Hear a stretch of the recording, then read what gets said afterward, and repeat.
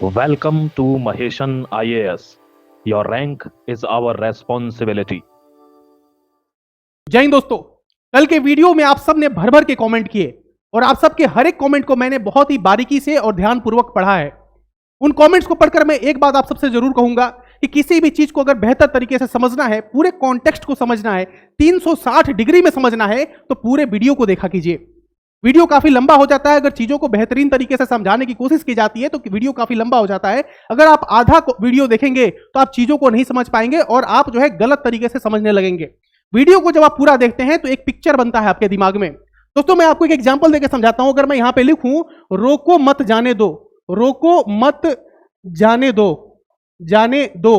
अब यहां पे फिर मैं लिखूं रोको मत जाने दो, ठीक है। दोनों जो है सेम लाइन है, लेकिन अगर मैं सिर्फ यहां पे कॉमा लगा दूं और यहां पे कॉमा लगा दूं तो दोनों का मतलब जो है, दोनों का अर्थ जो है, दोनों का मीनिंग जो है वो बदल जाता है। इसीलिए अगर आप किसी भी वीडियो को 2 मिनट, 4 मिनट, 5 मिनट देखते हैं तो आप चीजों को नहीं समझ पाएंगे, इस बात की गारंटी देता हूं। 360 डिग्री में अगर आपको सारी चीजें समझनी है तो वीडियो को अंत तक देखा कीजिए।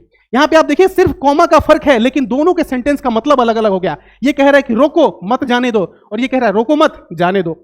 दोनों का फर्क आप समझ लीजिए, सिर्फ कॉमा ने जो है दोनों का फर्क बदला दिया। इसलिए अगर आप वीडियो को बेहतरीन तरीके से समझना चाहते हैं, पूरे डायमेंशन को समझना चाहते हैं, तो वीडियो को अंत तक देखा कीजिए, तभी आप बेहतर तरीके से कमेंट कर पाएंगे। और मुझे बहुत खुशी होगी आप पूरे वीडियोस को देखकर तब अपनी प्रतिक्रिया, अपने कमेंट और अपने पॉइंट ऑफ व्यूज को लिखे तो ज्यादा बेहतर होगा। फिलहाल दोस्तों मैंने अभी से जो है वीडियो का फॉर्मेट चेंज कर दिया है। शुरू में जो है हम न्यूज की बात करेंगे और लास्ट में हम एनालिसिस करेंगे। अब से हर एक वीडियो में हम एनालिसिस शुरू में नहीं करेंगे, शुरू में हम कॉन्टेक्स्ट समझेंगे, न्यूज को समझेंगे और लास्ट में उस पर जो है अपनी एक कमेंट जो है, एक एनालिसिस करने की कोशिश करेंगे। इसलिए वीडियो को अब अंत तक देखा कीजिए। अगर आपको एनालिसिस समझना है तो अंत तक देखिए, और आपको सिर्फ न्यूज जाननी है तो शुरू के पार्ट को आप देख सकते हैं, ये आपके लिए बेहतर होगा। वीडियो की शुरुआत करते हैं। न्यूज क्या है? Pakistan between US, Iran and Saudi pact. Actually Pakistan जो है इसकी ऐसी स्थिति हो गई है। आपने सैंडविच देखा है क्या? सैंडविच में क्या होता है, एक ब्रेड ऊपर होता है और एक ब्रेड नीचे होता है, और बीच में बहुत सारे हम जो है उसमें वेजिटेबल्स का यूज करते हैं, बहुत सारे उसमें मटेरियल्स होते हैं। उस तरह की स्थिति हो गई है। ये पाकिस्तान है हमारा, और एक तरफ है ईरान और एक तरफ है सऊदी। इन दोनों के बीच में जो है पाकिस्तान जो है फंस गया है। पाकिस्तान की ऐसी स्थिति हो गई है कि ना इधर जा पा रहा है ना इधर जा पा रहा है। एक बार वो फोन करता है सऊदी अरेबिया को और कहता है कि हम आपके साथ खड़े हैं, और एक बार फोन करता है ईरान को और कहता है कि हम आपके साथ खड़े हैं। कल का अगर आपने वीडियो देखा होगा तो पाकिस्तान की असेंबली में उनके सांसद ने, उनके पार्लियामेंटेरियन ने खड़े होकर यह बात कही कि भाई हम तो फंस चुके हैं।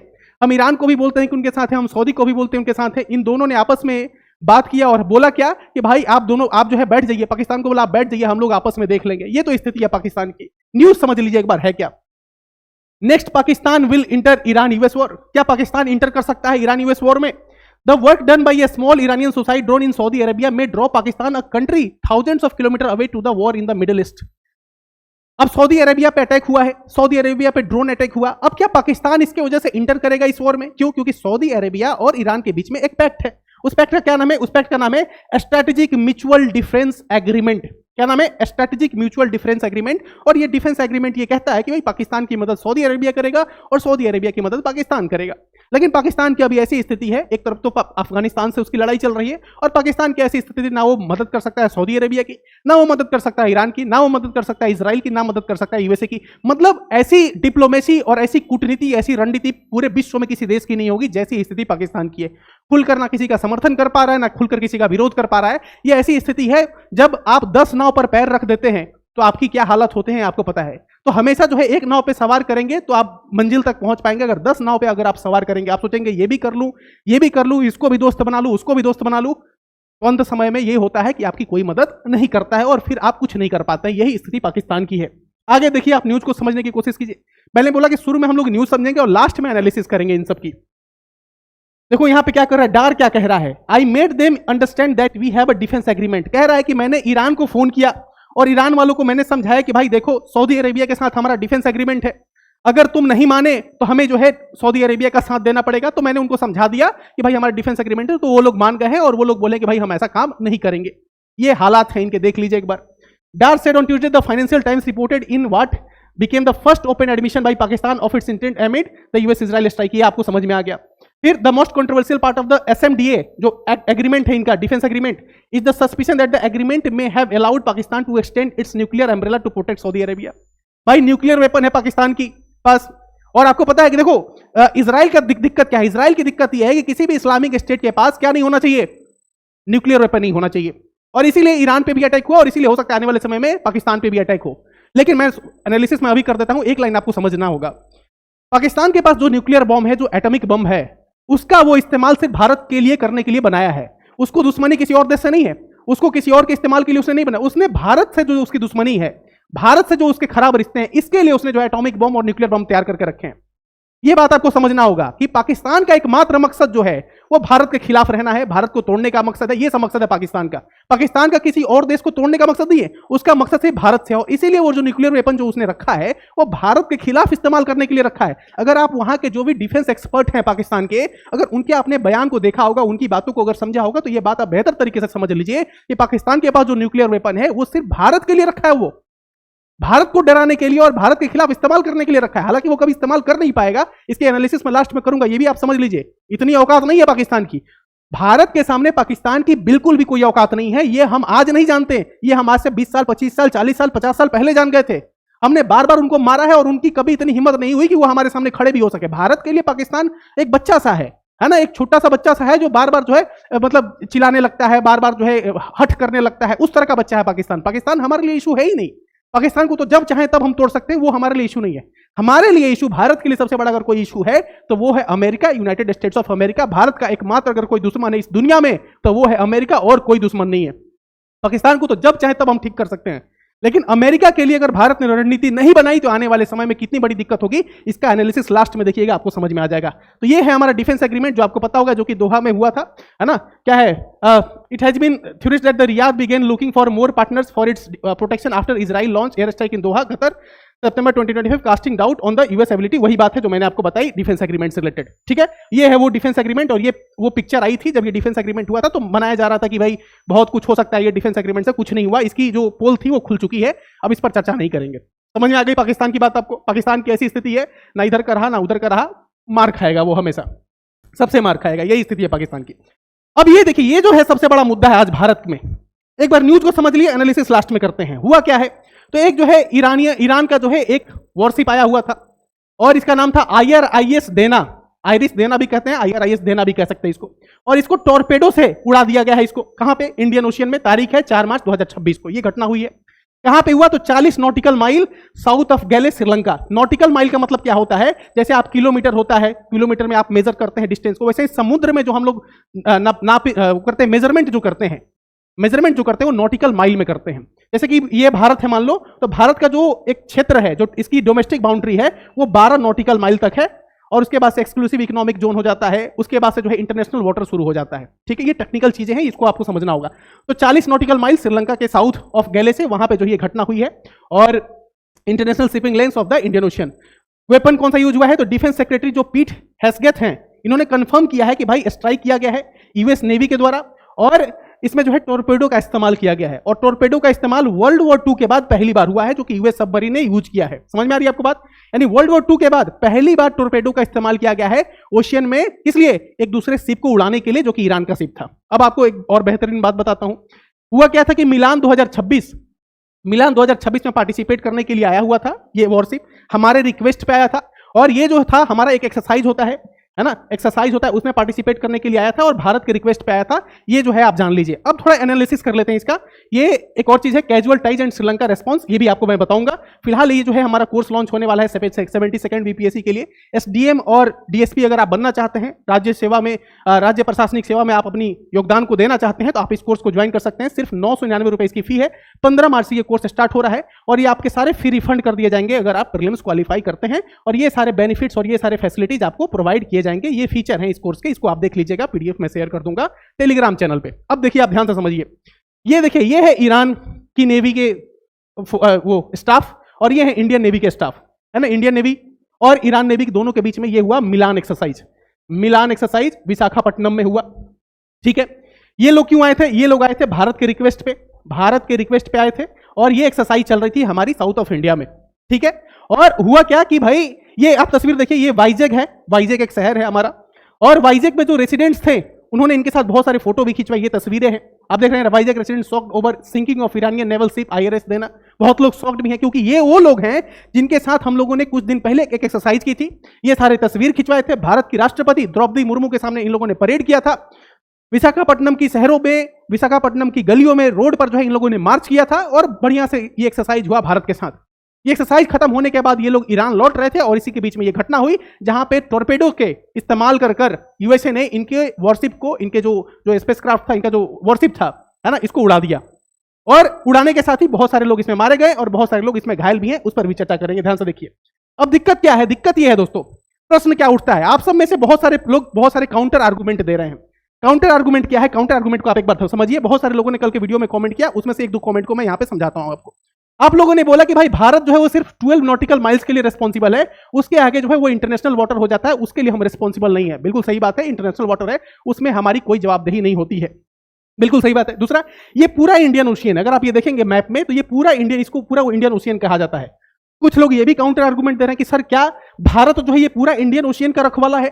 क्या भारत कहीं भी मान लो यहां पे अटैक होता है तो क्या इंडियन ओशियन में कहीं भी अटैक हो, क्या इसके लिए भारत को जिम्मेवार ठहराएंगे? कुछ लोग ये भी आर्गुमेंट दे रहे हैं। ध्यान से समझना है आपको बात को, तभी आप जो है लॉजिकल तरीके से अगर आप सोचेंगे तो आपको बेहतरीन तरीके से समझ में आएगा। देखिए यहां पे ये जो हमारा आया था ईरान का IRNS देना आया था, वो भारत के रिक्वेस्ट पे आया था। एक तरीके से ये लोग भारत के गेस्ट थे। समझ में आ रही है आपको बात? भारत के गेस्ट थे। मान लीजिए कि अगर यही घटना कहीं रशिया के पास होती, मान लो यही घटना कहीं चाइना के पास होती, यही घटना अगर मान लो अमेरिका के पास होती, कोई और देश वहां पे जाकर अटैक करता, क्या तो क्या उसके देश में कोई दिक्कत नहीं होती? क्या उस देश के लीडर को, उस देश की गवर्नमेंट को कोई दिक्कत नहीं होती? बिल्कुल दिक्कत होती। इस बात को समझना होगा। इसको और बेहतरीन तरीके से समझ जाता हूं आपको। देखिए यहां से ये है IRS देना, और यहां पे जो है यहां पे घटना हुई है श्रीलंका के पास, इंडियन ओशियन में, यहां पे ये घटना हुई है। एग्जैक्ट लोकेशन ये है। दूसरी बात क्या है, ये जब घटना हुई तो इसके ऊपर अगर एक्यूजेशन अगर लग रहे हैं तो इसका कारण यह है क्योंकि भारत का एक स्टैंड है। भारत का क्या स्टैंड है? भारत कहता है कि this is Indian Ocean, it's named after us, if we don't take any action who will says Indian Navy chief. India के जो नेवी चीफ हैं वो कहते हैं कि भाई ये इंडियन ओशियन है, ये इंडिया के नाम पे पड़ा है और हम इस पर एक्शन नहीं लेंगे। अगर इसमें कोई घटना होती है तो कौन एक्शन लेगा? तो जब इस तरह के कमेंट अगर किए जाते हैं तो सवाल उठ जाता है। दूसरा, मान लो ये ईरान और यूएसए और इजराइल का आपस की लड़ाई थी, ठीक है? इसमें बेमतलब का भारत को घसीटने का काम किया है इस अटैक ने, बेमतलब का, इसमें कोई मतलब नहीं। ईरान से 2000 माइल, कितना 2000 माइल दूर है भारत, या जहां पे ये अटैक हुआ है वहां पे अटैक किया गया। क्यों? जस्ट बिकॉज अमेरिका ये बताना चाहता है कि मेरी धमक है और मेरी धमक पूरी दुनिया में है, मैं कहीं भी जाके किसी को भी मार सकता हूं। इस बात को आप समझ लीजिए, मैं इस दुनिया का दादा हूं, ये बताना था। देखो भारत, मैं ये नहीं बोल रहा हूं कि भारत जो है अटैक कर दे अमेरिका पे, वो नहीं कर सकता, या भारत अटैक कर दे ईरान पे, भारत अटैक कर दे इजराइल पे, हमारा कोई मतलब नहीं है। उन लोग का आपस का मसला है, वो लोग अपन जो करना होगा वो देखेंगे। मैं ये कहना चाह रहा हूं कि अगर भारत की बाउंड्री पे आके अगर कोई देश हमारे एक गेस्ट पर अटैक करता है तो उसको कंडेम किया जाना चाहिए, उसको लेकर हमें एक्शन लिया जाना चाहिए।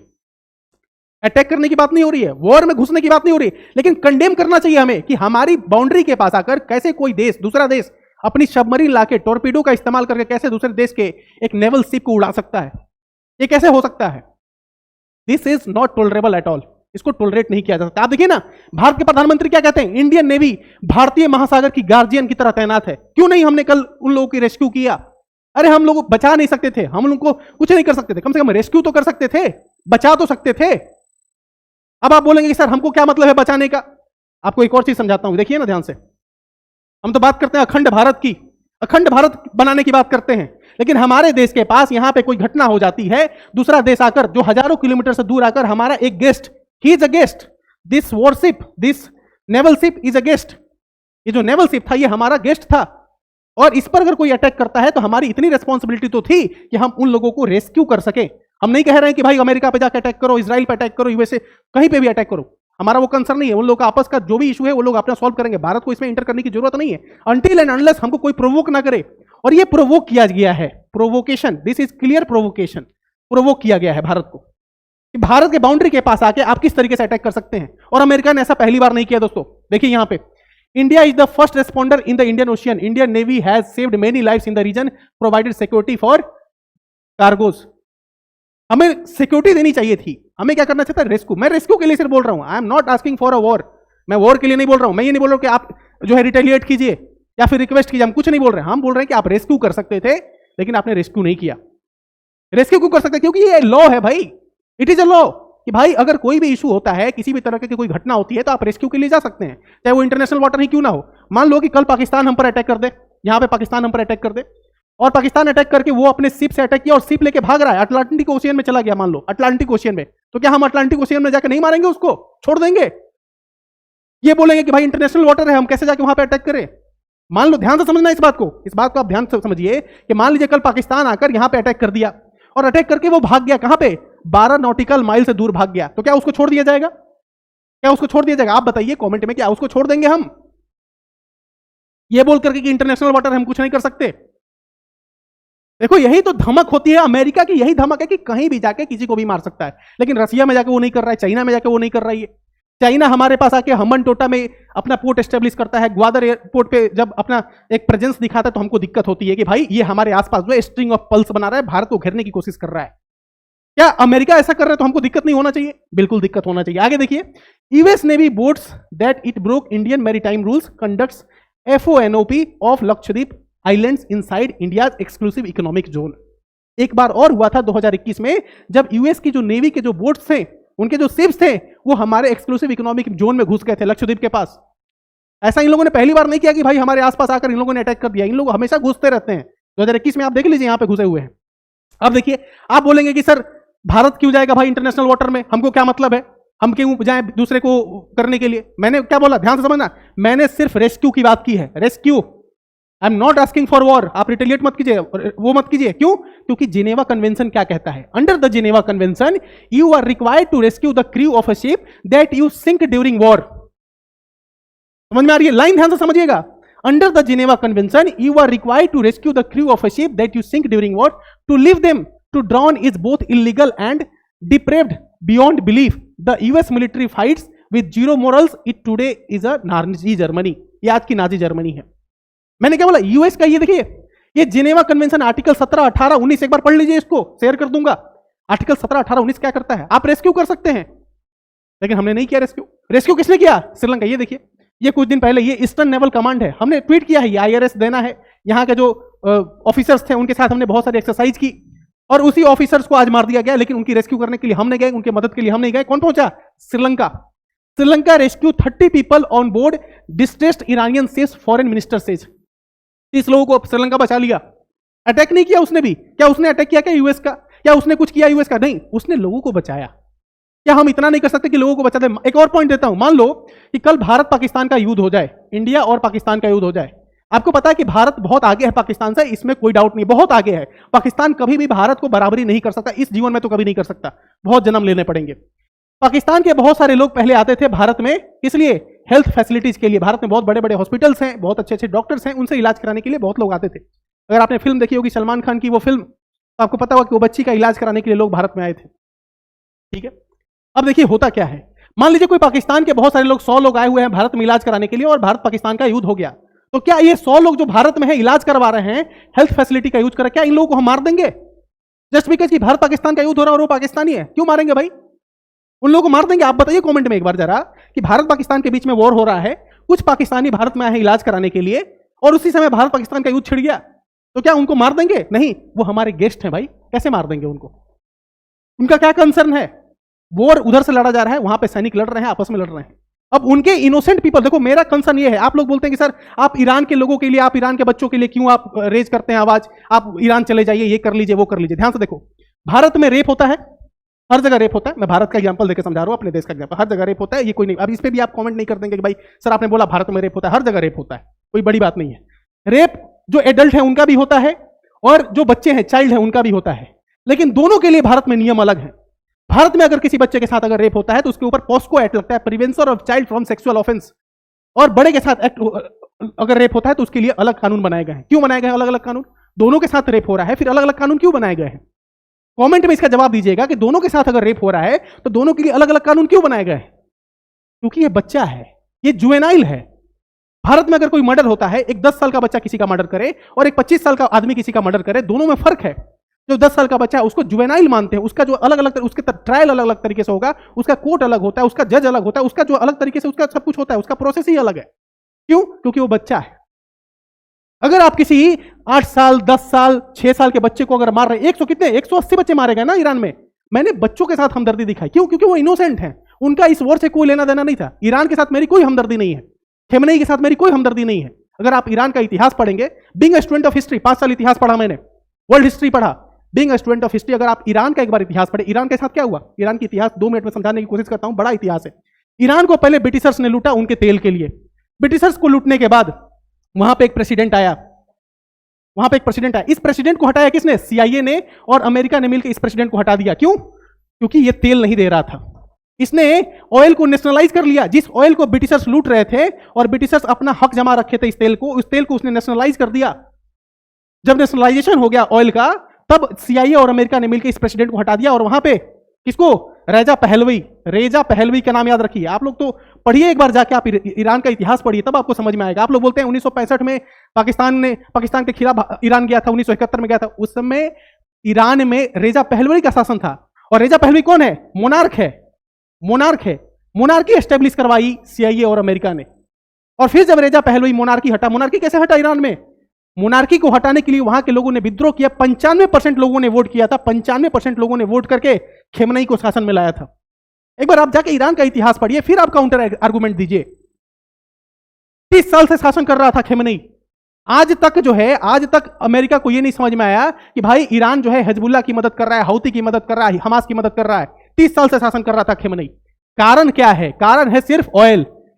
इस लड़ाई की अगर कहानी के अगर आप अंत में जाएंगे तो आपको एक ही चीज मिलेगा, वो है यूएसए को चाहिए ऑयल, यूएसए को चाहिए मिनरल, और कुछ नहीं चाहिए। एक बार जाकर आप ईरान की कहानी समझ लीजिए इतिहास में, 1945 के पहले जाइएगा आप। दूसरी बात, एक और चीज आपको समझा देता हूं।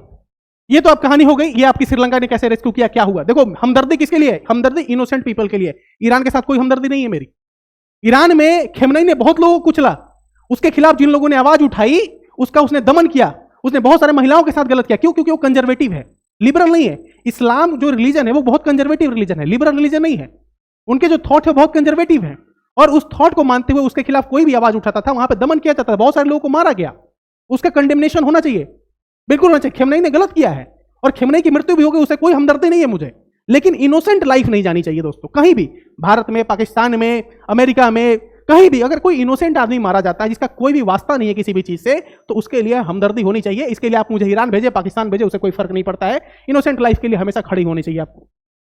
ये देखिए, एडमिनर अरुण प्रकाश है, इन्होंने भी जो है इसके बारे में लिखा है। ठीक है, एक ये सुशांत सिंह है, इन्होंने बहुत एक अच्छी बात बोली है, इसको भी आप समझिए। Think of it slightly differently if the same ship was close to Chinese water. अगर ये सेम शिप जो आज भारत के पास था, अगर चाइनीज वाटर में रहता, and coming from a plan fleet review, would the US have dare to blow the ship? क्या यूएस की इतनी हिम्मत होती कि चाइना के पास अगर ये शिप रहता तो इसको उड़ा देते? अगर ये सेम शिप रशिया के पास होता तो क्या उड़ा देता? क्या यूएस की इतनी हिम्मत होती?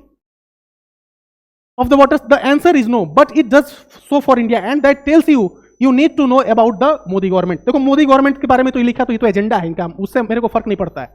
एजेंडा और आइडियोलॉजी से मेरे को कंसर्न है कि भाई इंडिया की सेफ्टी और सिक्योरिटी से, और कुछ नहीं कंसर्न। अमेरिका की जो धमक है वो भारत तक आके पहुंच चुकी है। ये मोदी गवर्नमेंट लिखे, ये जो है एजेंडा रहता है, आइडियोलॉजी रहती है, उस पर हम चर्चा नहीं करेंगे। हमारा चर्चा क्या है, हमारा पॉइंट क्या है कि भाई अगर हम उनके खिलाफ कुछ एक्शन नहीं ले सकते थे तो हम उनको रेस्क्यू कर सकते थे। दूसरा मेरा क्या है कि भाई भारत के पास उनका सबमरीन कैसे पहुंच गया? भारत के जो है इंटरनेशनल वाटर कहने के लिए है, लेकिन भारत के करीब ही तो है। कितना किलोमीटर का डिफरेंस है? 300 किलोमीटर का डिफरेंस है। वहां पे पहुंच के कोई एक्शन लिया जाता है किसी और देश के खिलाफ, कोई और देश 2000 किलोमीटर दूर आके, 2000 माइल से दूर आकर अगर एक्शन लेता है, तो ये सोचने वाली बात है ना हमारी सेफ्टी और सिक्योरिटी के लिए। कल जाकर ये एक्शन कुछ और हो जाए तो इसके लिए भारत को चाहिए कि इनको कंडेम करे। The unusual move, US navy conducts operation near Lakshadweep without its India's consent. ये देखिए ना, 2021 का है। लक्षद्वीप के पास जो है बिना इंडिया के परमिशन के यूएस नेवी ने क्या किया? ऑपरेशन कंडक्ट किया। तो ये पहली बार थोड़ी किया, इसने पहले भी कर रखा है। ये यूएस, देखो यूएस की ये हमेशा से दादागिरी है। आपको और भी दिखाऊंगा चीजें, आपको समझ में आ जाएगा। Indian ocean can not be backyard of India, China ने। समझ में आ रही है आपको बात? ये देखिए ध्यान से, Indian ocean can not be backyard of China. इस लाइन को भी आप ध्यान से समझिए, आपको बेहतर तरीके से समझ में आएगा। आगे देखिए, ये है सैयद अब्बास आरागाची, है ना, फॉरेन मिनिस्टर है। ये क्या कहते हैं? The US has perpetrated an atrocity at sea 2000 miles away from Iran shores. Iran के किनारे से 2000 माइल दूर यूएस ने अटैक किया है। Frigate Dena, a guest of India's navy, a guest लिखा इन्होंने। India's navy carrying almost 130 sailors was struck in international waters without warning, बिना वार्निंग के। और ये एक तरीके से हम लोगों ने तो सैन्य अभ्यास किया था, मिलिट्री एक्सरसाइज किया था, और नेवल एक्सरसाइज, माफ करना, नेवल एक्सरसाइज किया था। और ये पीसफुल एक्सरसाइज था। इसका किसी भी तरीके से किसी देश के साथ अटैक का कोई लेना देना नहीं था, पीसफुल एक्सरसाइज था। उसके ऊपर अटैक किया बिना वार्निंग के। Mark my words, mark my words, the US will come to bitterly regret precedent it has set. जो तुमने बेंचमार्क सेट किया, जो तुमने प्रेसिडेंट सेट किया है, इसका बहुत ही पूरा खामियाजा भुगतना पड़ेगा अमेरिका को। ये कब की धमकी है? खेमनेई की मृत्यु के बाद, खेमनेई की शहादत के बाद। यानी कि देखो, मैं ईरान की तारीफ नहीं कर रहा हूं, मैं कह रहा हूं कि ईरान के अंदर जज्बा है। अगर कोई देश अकेला अगर खड़ा है इन सारे देशों के खिलाफ, ईरान के अंदर बहुत सारी गलतियां हैं। उसने हौती को सपोर्ट किया, हिजबुल्लाह को सपोर्ट किया, हमास को सपोर्ट किया, ये गलत है। टेररिस्ट ऑर्गेनाइजेशन, देखो टेररिज्म और रेडिकलिज्म दो वर्ड है, इन दोनों को कभी भी सपोर्ट नहीं किया जा सकता। आज जो अमेरिका कर रहा है ईरान में, वो भी एक तरह का टेररिज्म है। अगर आप इनोसेंट पीपल को मारते, what is the definition of terrorism? अगर आप में से बहुत सारे लोग जानते होंगे तो एक बार टेररिज्म को डिफाइन कर दीजिए कमेंट में। आतंकवाद कहते किसको है? क्या वो 185 बच्चे जो मारे गए, क्या वो आतंकवाद की श्रेणी में नहीं आता? अगर आपको टेररिज्म का डेफिनेशन नहीं पता है तो अगले वीडियो में टेररिज्म के डेफिनेशन के साथ वीडियो को स्टार्ट करूंगा। और उस टेररिज्म के डेफिनेशन में अगर आप देख सकते हैं तो देख लीजिएगा कि भाई ये जो कायरतापूर्ण हरकत की गई है, क्या वो टेररिज्म में नहीं आता? ईरान का कोई सपोर्ट नहीं है, लेकिन अमेरिका का भी कोई सपोर्ट नहीं है, ये बात समझ लीजिए। ईरान को कोई सपोर्ट नहीं कर सकता, क्योंकि ईरान का जो खेमनेई था उसने बहुत सारे लोगों को मारा, बहुत रेडिकल माइंडसेट था। लेकिन कुछ भी था, वो अपने देश का एक लीडर था। किसी भी देश में अगर मान लो आज नरेंद्र मोदी को बहुत सारे लोग भारत में पसंद नहीं करते हैं, बहुत सारे लोग हैं, पर्टिकुलर कोई कम्युनिटी समुदाय के लोग हैं जो नरेंद्र मोदी को नहीं पसंद करते हैं, तो क्या नरेंद्र मोदी को अमेरिका आकर हटा दे? अरे नरेंद्र मोदी को हटाना है या नहीं आना है, हटाना है, ये तो इलेक्शन से डिसाइड होगा ना। ये तो इलेक्शन से डिसाइड होगा, चुनाव होगा, हम नरेंद्र मोदी को पसंद करते हैं, हम उनको जिताएंगे, नहीं पसंद करते हरा देंगे। लेकिन अमेरिका अगर तो नहीं बताएगा भारत को कि भाई नरेंद्र मोदी को प्रधानमंत्री रहना चाहिए, नहीं रहना चाहिए। लॉजिक पे बात कीजिए, फैक्ट पे बात कीजिए। वही काम किया उसने ईरान में। ईरान को बोला भाई न्यूक्लियर वेपन बना रहा हो, न्यूक्लियर वेपन बना रहा हो, न्यूक्लियर वेपन मिल ही नहीं रहा है। वही काम किया उसने इराक में, वही काम किया उसने सीरिया में, वही काम किया वियतनाम वाले तो इतना मारे अमेरिका को कि भाग गया। इतना मारे अफगानिस्तान में कि अफगानिस्तान छोड़कर भाग गया, सब हथियार छोड़कर भाग गया अफगानिस्तान से अमेरिका। वही गलती कर रहा है वो ईरान में। ईरान का टेरेन अगर आप समझेंगे तो एक तो 2 डेजर्ट है वहां पे, और 2 तरफ से पहाड़ों से घिरा हुआ है। आसान नहीं है उसमें घुसना, और जब तक आप घुसेंगे नहीं, आपने मिलिट्री को अगर नहीं भेजा ईरान में, तब तक आप ईरान को कैप्चर नहीं कर पाएंगे। ईरान को कैप्चर करने के लिए आपको मिलिट्री को भेजना पड़ेगा। आसान नहीं होगा कि सिर्फ एयर स्ट्राइक करके आप पूरे ईरान को कैप्चर कर ले, आसान नहीं होगा। रेजिम चेंज करना है, उनका एकमात्र मकसद है रेजिम चेंज करो, शाह का शासन दोबारा लाओ, रेजा पहलवी का शासन दोबारा लाओ, एक अपना पपेट वहां पे बैठा दो, जिस तरह का काम उसने कहां पे किया, वेनेजुएला में। मदुरो को उसकी बीवी के साथ उठा लिया। सोचो मदुरो कैसा भी था, वो अपने देश के लिए अच्छा था खराब था, वो उसके देश के लोग डिसाइड करेंगे। अमेरिका कौन चौधरी है भाई कि दूसरे देश में जाकर लोगों को समझाएगा? अगर इतनी ही हिम्मत है तो भाई 30-40 साल से तो रशिया के प्रेसिडेंट व्लादिमीर पुतिन भी डिक्टेटर ही एक तरीके से, वो चुना हुआ है क्या? अटल बिहारी वाजपेयी जी का शासन चला गया, मनमोहन सिंह का 10 साल का शासन चला गया, प्रधानमंत्री नरेंद्र मोदी का 15 साल का शासन चल रहा है। पहले भी व्लादिमीर पुतिन ही प्रेसिडेंट था रशिया का, अभी भी वही है। तो क्यों नहीं हटा देता है वहां पे जाके? क्यों नहीं हटा देता है व्लादिमीर पुतिन? क्यों नहीं सी जिनपिंग को हटा देता? क्योंकि उसको पता है वहां पे कुछ नहीं कर पाएगा। समझ में आ रही है ना बात आपको? तो भारत को बताना पड़ेगा कि भाई हम कमजोर नहीं है, तुम हमको मत बताओ। भारत का स्टैंड क्या है? भारत का स्टैंड है कि भाई ना ईरान ना इजराइल, हमारा न्यूट्रल स्टैंड है। हम भारत जो है, हम अपने बारे में सोचते हैं, जो आपस में लड़ना चाहते हैं लड़े, हमको उससे कोई दिक्कत नहीं। लेकिन पूरी दुनिया में अगर लड़ाई हो रही है तो उसका असर भारत पर भी पड़ेगा। भारत कोई और प्लेनेट पे नहीं है, मार्स पे नहीं है, अर्थ पे ही है। पूरी दुनिया में अगर लड़ाई हो रही है तो भारत पर भी असर पड़ेगा। इन्फ्लेशन यहां भी आएगा, महंगाई आएगी, बेरोजगारी आएगी, बहुत सारी दिक्कतें होंगी भारत में भी। इस बात को आप समझ लीजिए। तो इसलिए आप सोचते हैं कि भाई हमको क्या करना है, हमको क्या फर्क पड़ता है? फर्क पड़ता है, क्योंकि भारत भी दुनिया में ही है, अर्थ पे ही है, इकोनॉमी पे असर पड़ेगा। ठीक है, आगे देखिए, ये है पेरिस, है ना, इनको ध्यान में रखना है एक बार। The world Europe and Spain, sorry माफ करना, स्पेन के प्रधानमंत्री हैं, स्पेन के पेरिस ने, स्पेन के प्रधानमंत्री हैं। The world Europe and Spain have faced this critical moment before 2003। इन लोगों ने बहुत अच्छी बात कही है। इनका 1-2 लाइन अगर आप पढ़ेंगे तो बहुत अच्छा लगेगा आपको। ये लाइन पढ़िए आप। Our response they must be our response now, no to violation of international law. मेरा भी यही स्टैंड है, no to violation of international law. जो कानून बनाए गए हैं, कानून किस लिए बनाए जाते हैं? कानून किस लिए बनाए जाते हैं? ताकि सब कोई जो है अपने हद में, अपने लिमिट में रहे। अगर लिमिट आप क्रॉस कीजिएगा, इसका मतलब आपने कानून को तोड़ा है। कानून को तोड़ा है मतलब आप अपराधी हैं। आगे देखिए, no to the illusion that we can solve the world's problem with bomb. क्या आज तक के इतिहास में कहीं भी एक एग्जांपल आप कमेंट में लिख के दिखा देना जहां पे वॉर की वजह से, लड़ाई की वजह से सारी बात ठीक हो गई हो? एक एग्जांपल दिखा देना। कहीं भी लड़ाई होती है ना, तो अंत जो है उसका सॉल्यूशन जो है वो टेबल पर बैठ के निकलता है, युद्ध के मैदान में नहीं निकलता, टेबल पर बैठ के निकलता है। समझ में आ रही है बात? तो ये जो लाइन लिखा है, no to the illusion that we can solve the world's problem with bombs, no to repeating the mistake of the past, no to war. ये स्टैंड है हमारा। रेडिकलिज्म टेररिज्म को कोई सपोर्ट नहीं कर सकता, लेकिन इसका मतलब यह नहीं है कि भाई आप रेडिकलिज्म और टेररिज्म के नाम पे आप एक दुनिया को, एक हिस्से को आप तबाह कर दे, आप पूरी दुनिया में वर्ल्ड वॉर छेड़ दें, ये नहीं हो सकता। This needs to be understand by each and every people. ठीक है, तो आप स्पेन के ये जो प्रधानमंत्री हैं इनके बात को आप एक बार ध्यान कर लीजिए और समझ लीजिए। और एक और चीज समझा देता हूं, ये है यूएसए का हिस्ट्री, ये है यूएसए का हिस्ट्री, एक बार समझ लीजिए, ये पूरे ईयर के साथ मैंने लिखा है। इन सारे देशों पे अमेरिका ने अटैक किया था, इन सारे देशों पे अमेरिका ने अटैक किया, ईयर के साथ देख लीजिए, ये है अमेरिका का इतिहास। तो अगर आप समझ रहे हैं कि आज अमेरिका ईरान के साथ कुछ कर रहा है, आज अमेरिका, देखो ना, पाकिस्तान सबसे बड़ा दुश्मन है भारत का। आप लोग कहते हैं कि भाई ईरान ने सपोर्ट नहीं किया भारत का, बिल्कुल सही बात है, ईरान ने सपोर्ट नहीं किया भारत का, इसलिए ईरान के साथ जो हो रहा है उससे हमें कोई लेना देना नहीं चाहिए। पाकिस्तान जो है हमारा सबसे बड़ा दुश्मन है और उसको हमेशा सपोर्ट किया है अमेरिका ने, हमेशा। भारत का कभी भी दोस्त नहीं हो सकता है अमेरिका। आप इतिहास में देख लीजिए, एक बार ऐसा दिखाई जब भारत को साथ दिया हो उसने, हमेशा पाकिस्तान का साथ दिया। जब भी हमारा पाकिस्तान और भारत के बीच में वॉर हुआ तो हमेशा उसने साथ दिया है पाकिस्तान का, ये इतिहास रहा है हमारा। और जब भी साथ दिया हमें बचाने के लिए रशिया आया था, ये भी आप याद कर लीजिएगा, रशिया आया था हमें बचाने के लिए। ठीक है, ये देख लीजिए आप। आगे देखिए, Iran has no intention of conducting negotiation with US, ये क्लियर बात है, क्योंकि नेगोशिएशन तो पहले हो रहा था, नेगोशिएशन आपने किया नहीं, इतने सारे लोगों को मार दिया, इतने सारे लोगों को, मासूम बच्चों को मारा, वहां के लीडर को मार दिया, वो लोग बदला लेंगे, वो लोग जितना कर सकते हैं वो लोग करेंगे अपने एंड से, भले हार हो, वो तो पता है सबको कि भाई हारता है इजराइल और यूएस के सामने, ये लोग टिक नहीं पाएंगे, लेकिन कैजुअलिटी और नुकसान तो ये लोग पहुंचाएंगे, बढ़िया से नुकसान पहुंचाएंगे, क्योंकि इन लोगों ने तैयारी इन लोगों ने भी करके रखी है। और ईरान इस मूड में है कि भाई आसानी से हम लोग हार नहीं मारने वाले हैं, घुटने टेकेंगे, लड़के घुटने टेकेंगे, ज्यादा बेहतर होगा। देखिए इसने क्या कह दिया है, Delsey who is the president of Venezuela is doing a great job and working with US representative very well, the oil is beginning to flow and the professionalism and dedication between both countries is very nice। समझ में आ रही है आपको बात? Venezuela का तेल अब ले रहा है, वेनेजुएला के तेल पे, ऑयल पे पूरी तरीके से अब अमेरिका का कंट्रोल है, जिसको चाहे उसको बेचेगा, जिसको चाहे उसको देगा, पूरी तरीके से उसका कंट्रोल है। क्यों? क्योंकि अपने एक पपेट को, एक कठपुतली को बना दिया गया है वहां का प्रेसिडेंट। और यही हाल होगा ईरान में। ईरान में वहां का रेजीम को हटाकर, ये मत समझिएगा कि भाई वहां पे बहुत भलाई कर देगा, उसको हटाकर वहां पे बैठाएगा एक पपेट जो अमेरिका का गुलाम होगा और वो वही काम करेगा ईरान में जो अमेरिका चाहता है। ये बात आप समझ लीजिए, क्लियर बात है।